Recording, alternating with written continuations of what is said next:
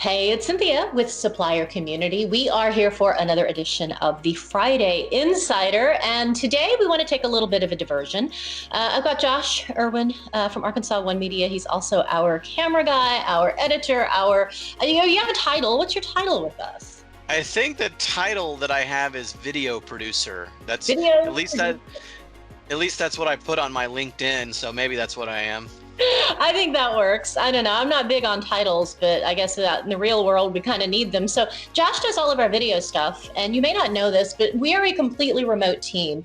We did have an office for a little while, and that was kind of cool.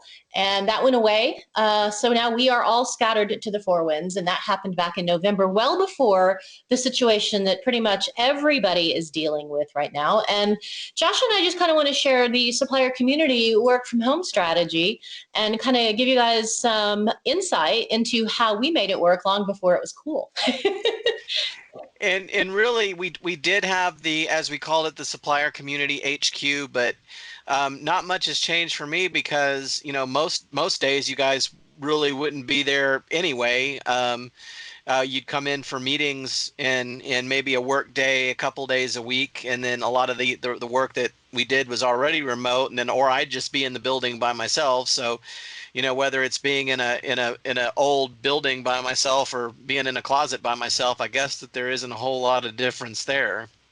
There's not, and I have to say I'm really jealous of your closet. I've got a basement that I'm working in right now, and over you can't see it. You might be able to hear it. My son's on the Xbox, and then I've got one of those Bella Vista walkout basements. So I've got this great view of the outside right now, which is sunny. But I have to share this space with a lot of people, and it's nice to have. But yeah, when you need to kind of have some solitude, it doesn't happen.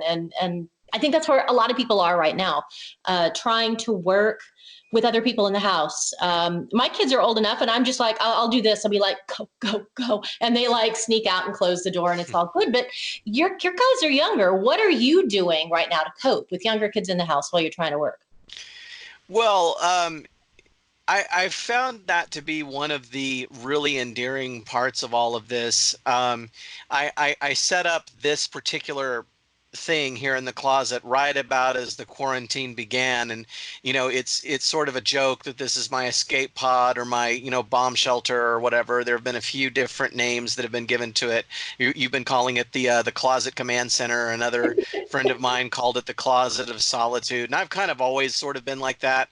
Even when I was helping a friend take photos at a sci-fi convention, and I was photoshopping everything kind of in the back of the booth, and he's like, "Oh, you're back there in the Fortress of Solitude." And but one of the really endearing parts of this has been, you know, spending a little bit more time with my kids. I mean, I have the closet closed so that I can dial in and concentrate on the work that I have to do, which the workload really hasn't dropped off for us. It's remained constant.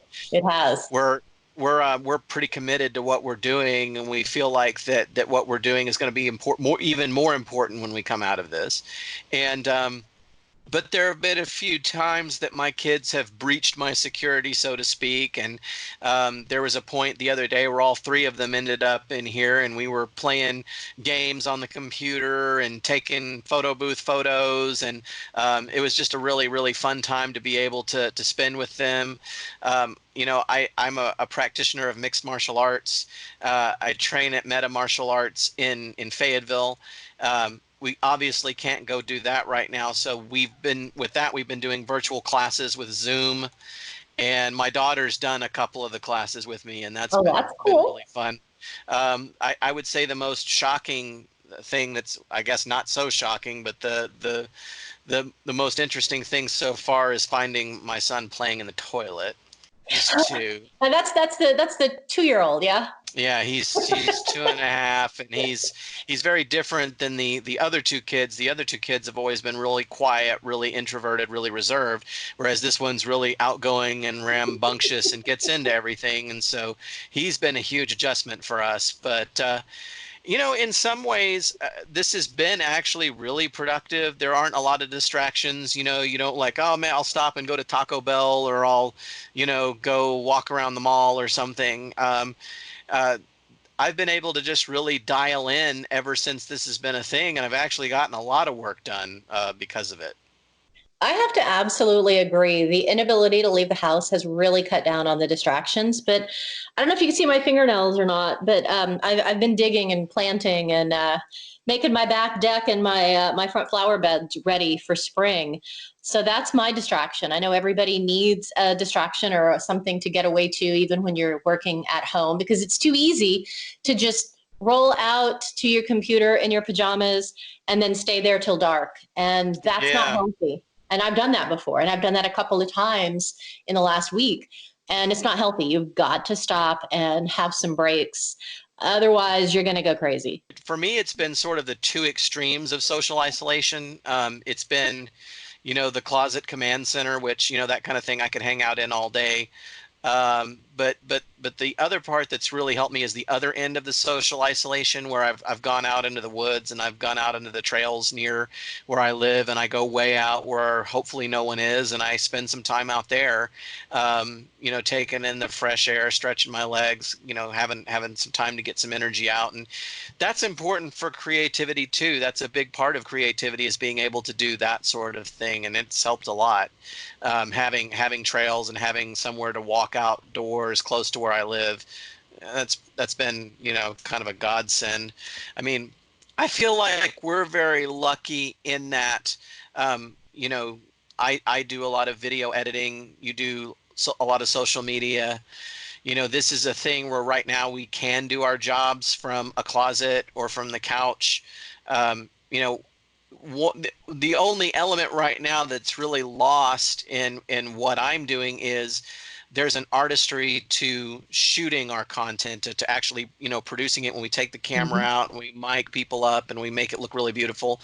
That's an element that's going to be lost for 6 weeks or 2 months or however long we're doing this, where, people, I guess, are going to get really used to what we're doing right now, where we're um, in our homes and we're doing a webcam type thing. But I just keep telling myself that once this is done, that element will be able to return. And I look forward to that day.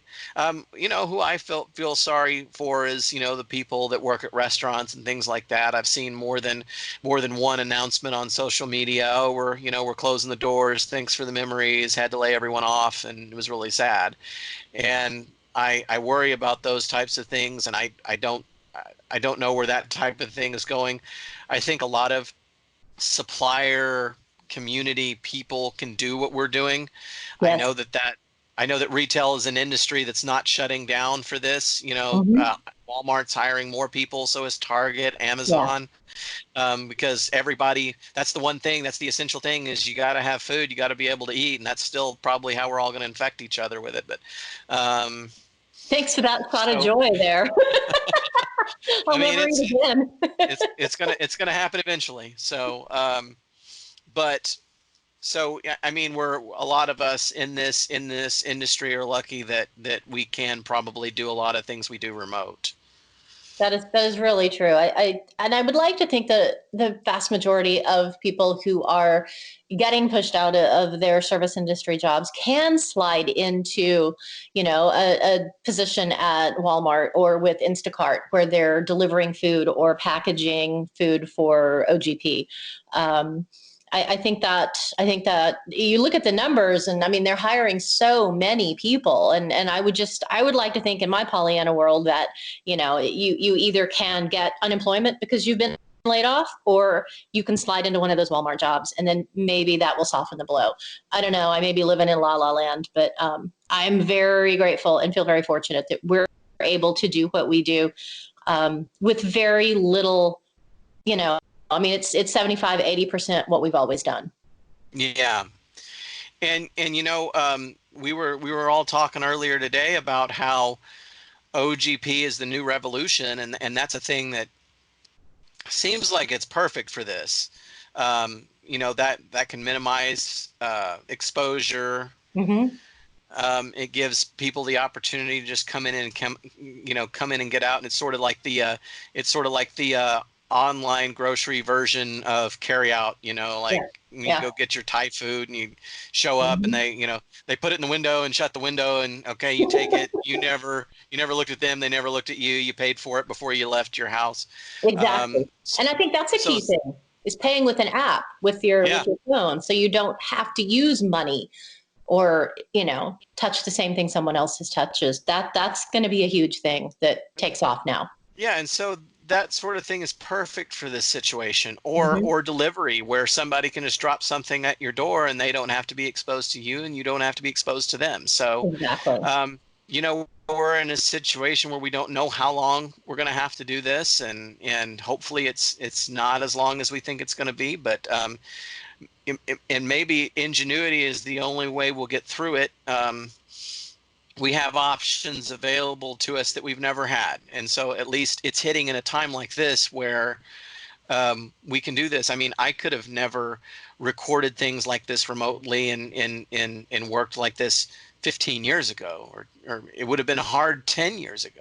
Yeah, It wouldn't even have been five, hard, I think, but, honestly. but, it, We had but it, Skype and FaceTime, yeah, um, but nobody was using it for that. my wife was speculating at one point that we're going to get to a point where once we get on the other side of this and people realize how easy it was for some of us to work from home, that they'll be like, I'm just going to do that instead, and maybe Yep. you'll have less offices and you'll have more people doing this, because this is kind of this test run to prove how easy it is for some and maybe how difficult it is for others. But it will change the world, and there may be like bad ways that it'll change the world. There'll certainly be ways that we're going to have to struggle and readjust once we come out of it. But at the same time, we may find some positives and some interesting things that we've identified and go, okay, this works for us, and we can continue doing this.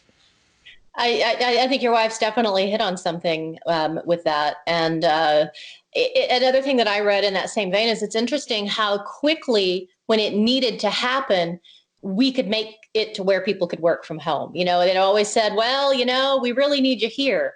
And it's like, turns out you really don't for a lot of things.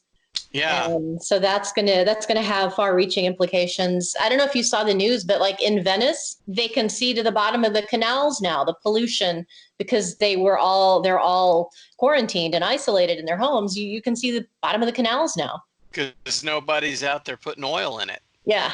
So I thought that was interesting. So I want to ask, what is your favorite form of communication with our team? I know what mine is, and I think I know what yours is, but I'm not going to guess. For work, for the purposes of Supplier Community, what is your favorite way to communicate with us? My favorite way to communicate with you guys is just to be there with you. I mean, Yeah, you can never really take anything away from that. I mean, when we're that's all true. in the room together and we're hanging out and we're eating way too many snacks that we bought and making jokes. I mean, that's a Shooting the cats valuable off the time. table at Amanda's house. Yeah. Yeah. I mean, it's just valuable time. I think the reason that we love what we do so much is because we really like each other, and Mhm. we really like the way that we work together, and we're all so invested in what we're doing with Supplier Community and all the cool new things we're about to do with it, because we want to be together. And Amanda has, she is the leader, and she's really taken some bold steps to really take us into the future. And I'm really, really excited about that, and really, really excited about the memories that we're going to make doing this together. Now, if you're asking outside of that, Yeah, um, text is easiest, it is. you know, um, but it's good to get on the phone too and just hear a voice and talk. And you know I don't think we've ever done this way. Maybe we'll do more of that, but I know that you like the FaceTime audio a little better than the phone audio. I do. There is something so amazing about that. And I discovered that about a year ago when I was unwell at home and couldn't go to a meeting at Supplier Community HQ.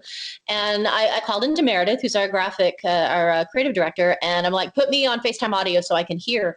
And it was just amazing. Like I could hear people, you know, clear across the room. I could hear people shuffling paper. I could hear Bill tapping his pencil, you know. I mean, the audio was amazing. So I don't like FaceTime. I don't like necessarily looking at somebody. And I don't know if that's because I'm just not a digital native and am not used to it. I mean, this is a little disconcerting for me. I'm okay with it, but I like the audio. That is my favorite tool for being able to communicate when we're not all in the same room is FaceTime audio. And then I like our Google Hangouts.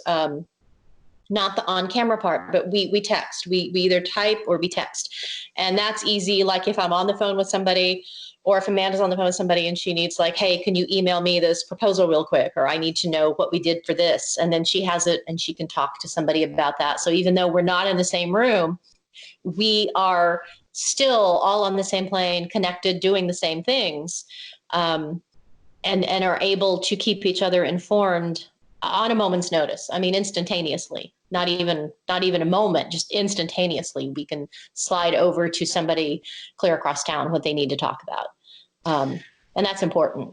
I remember that one of those times I didn't even know that she had you up on FaceTime audio on her computer, and we Yeah. were talking, and then you just started talking on the computer, and I was like, oh, she's here.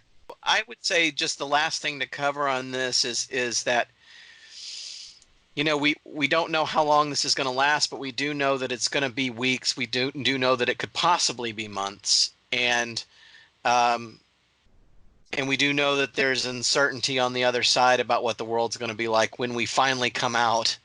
Um, the only thing that I can say that I've kept in mind is just to find what you can to stay positive. I try to see it as an opportunity. Um, for me, it's an opportunity to work on myself a little bit, Mm-hmm. to reflect on the life I've lived and what I need to do going forward, to spend time with my kids and to value having that time, and then to try my best to plan for what's next when that time comes. So I feel like the best thing to do is just to make the most of the time, and I'm trying my best to do that. And you know, maybe it will be a unique and maybe it'll be a good experience. I have to completely agree with every bit of that. I am valuing the time with my kids. I am definitely taking time to make myself better. I'm making exercise a priority every day. Mhm. I've got a really big hill up from my house. And so I try and just go out there and just walk or run as fast as I can up that hill several times a day. On a gorgeous day like we have today, where it's just warm and it's sunny and there's just a little bit of a breeze, it's really hard to imagine that there's anything wrong in the world right now. Yeah. um, I get out there and I get lost in my yard and in my planting, and realize I haven't been on my phone. I haven't checked Twitter in a couple hours, and I almost feel guilty for not knowing what's going on in the world, and for enjoying myself and having a good time when there's so many people that aren't right now. Yeah.